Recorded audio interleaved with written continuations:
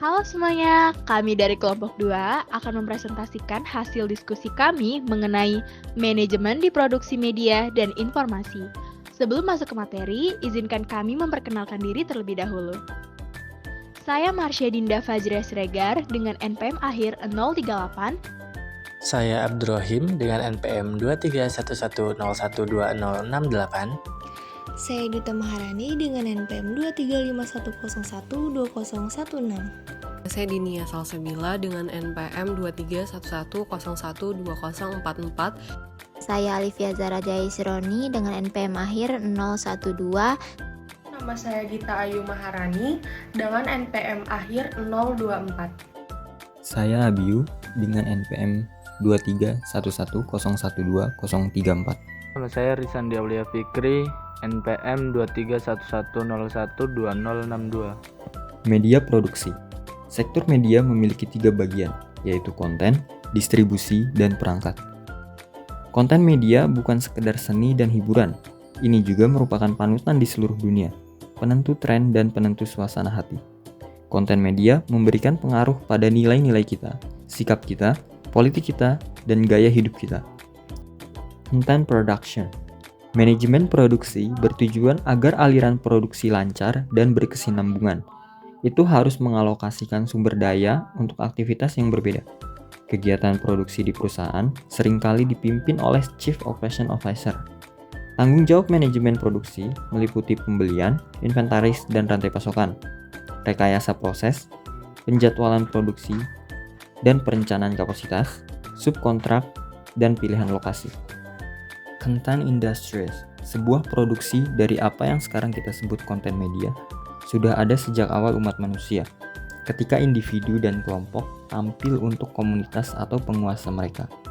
Gambar 3.1 mengilustrasikan karakteristik biaya produksi kerajinan versus produksi industri.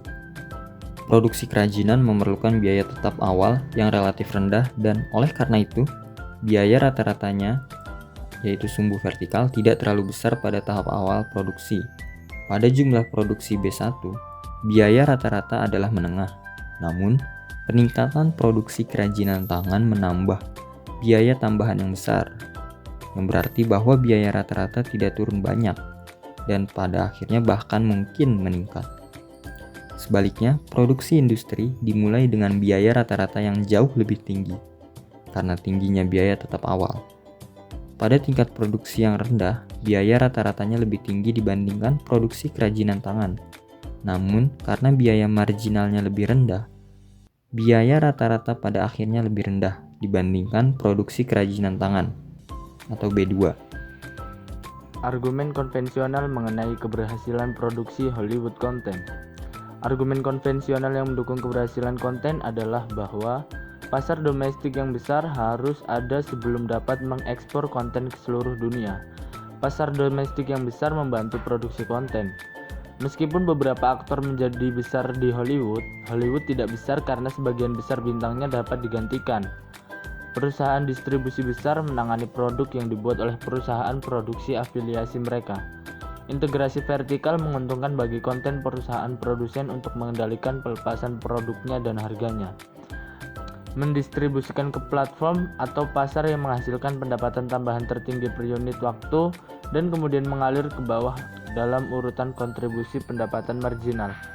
Amazon.com berkembang secara vertikal dengan menyediakan layanan penerbitan mandiri bagi calon penulis.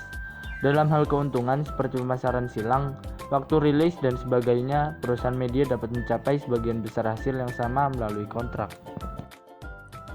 3 faktor proses produksi yang unggul untuk konten. 1. Struktur organisasi. Biaya produksi konten terus meningkat di teknologi generasi berikutnya. Meskipun biaya perangkat keras menurun, didorong oleh konektivitas broadband dan ultra broadband, memunculkan konten blockbuster yang menonjol dengan fitur multimedia dan interaktivitas. Struktur organisasi memerlukan akses ke dana investasi dan distribusi platform yang luas, merek yang kuat, dan kemampuan untuk membangun komunitas pengguna global. Yang kedua ada pengurangan risiko. Risiko dalam konten produksi media mencakup banyak hal, seperti risiko keuangan, risiko kreatif, dan risiko pemasaran. Beberapa cara untuk mengurangi risiko diantaranya, prognosis pasar, memilih proyek berisiko rendah, asuransi, investasi langkah demi langkah, dan diversifikasi. Dan yang terakhir ada pengembangan produk. Pengembangan produk merupakan tahapan penting dalam industri konten, di mana ide atau konsep awal diubah menjadi produk yang siap untuk dipasarkan, seperti film, acara TV, atau permainan video. Selanjutnya ada pengendalian anggaran. Begitu produksi dimulai, biaya meningkat dengan cepat dan memang demikianlah adanya. Penting untuk mempertahankan sebelum terlambat mengambil tindakan. Ada beberapa teknik pelacakan biaya. Untuk sebuah pekerjaan produksi toko, penetapan biaya pekerjaan digunakan yang dikompilasi langsung biaya atau bahan dan tenaga kerja, serta bagian overhead dan biaya tidak langsung yang didistribusikan pada setiap proyek. Perusahaan toko aliran dengan produksi berulang barang homogen menggunakan penetapan biaya proses dan menghitung biaya unit atau biaya total dibagi jumlah unit. Alat operasi manajemen. 1. Penganggaran. 2.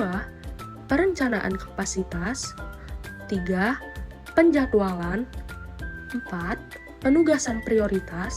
Dan terakhir, pengendalian persediaan. 2. Pengelolaan anggaran.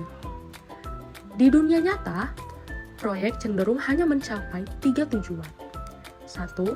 Sesuai anggaran dan tepat waktu, namun mengorbankan kualitas. 2.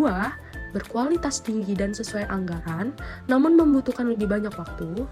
Dan 3. Berkualitas tinggi dan tepat waktu, namun membutuhkan pengeluaran ekstra.